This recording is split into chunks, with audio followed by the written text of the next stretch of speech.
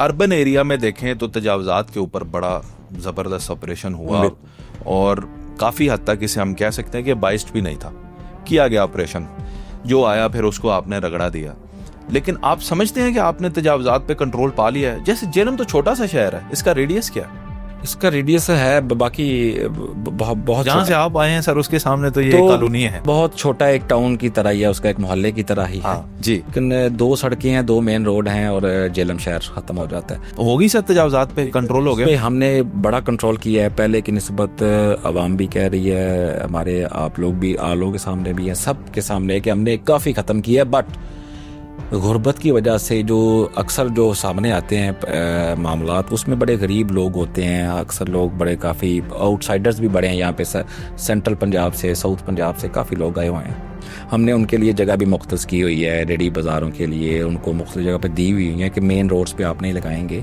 हमने काफ़ी कोशिश की है, लेकिन अभी भी हर काम में थोड़ा हर वक्त कुछ ना कुछ बेहतरी के लिए ऑप्शन तो रहता है। अच्छा सर, अब मैं अगर जेलम की बात करूँ ना आपसे तजावुज़ात पर ही, तो अर्बन एरिया में हुआ ये है कि जैसे शहर के अहाते में ज़्यादातर रेडी बांध थे, जी बिल्कुल, ऐसे ही लोग थे, गरीब लोग थे या दुकानदार थे जिन्होंने बाहर एक्सटेंशंस बनाई हुई, ऐसे ही माल बाहर रख लेते थे, ऐसे या छोटे ठिये लगा लेते थे या किसी और को दे देते थे, उनसे किराया ले लेते थे कि तुम इधर रेडी लगा लो, किराया मुझे दे। बिल्कुल ठीक, यही चीज़ें थी। बिल्कुल इनके खिलाफ ऑपरेशन हो गया, चीज़ें उठा दी गई।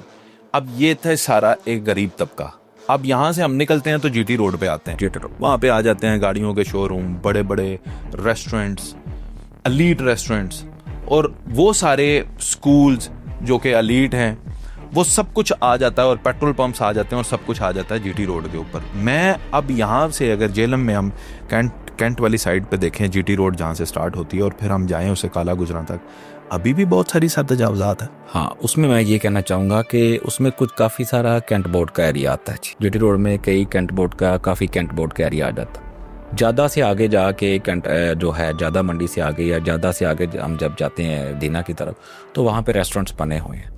तो मैंने उस पर कार्रवाई की है, डीसी साहब के नोटिस में दे के, हमारे डिप्टी कमिश्नर जो जेलम है मीर रज़ा साहब, उनके नोटिस में दे के मैंने इसको लूप में लिया है कि वो नेशनल हाईवे की प्रॉपर्टी है, नेशनल हाईवे एक फेडरल अदारा है ऐसा।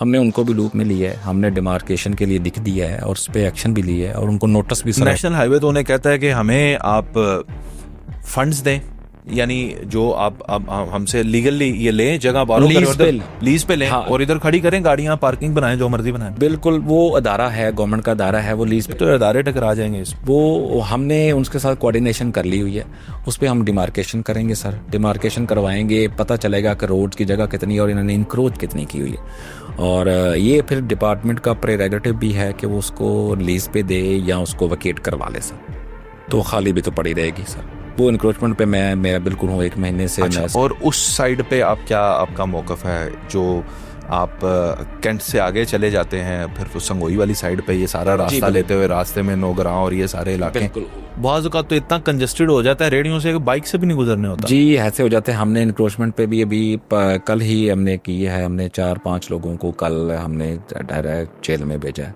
3 दिन के लिए, जो इंक्रोचमेंट बार बार समझाने की वजह से वो बार बार उन्होंने चीज़ें बाहर लगाई होती हैं, रेडियाँ लगाई होती हैं, आगे स्टार्स लगवाए होते हैं, हमने उनको जेल भिजवाया है।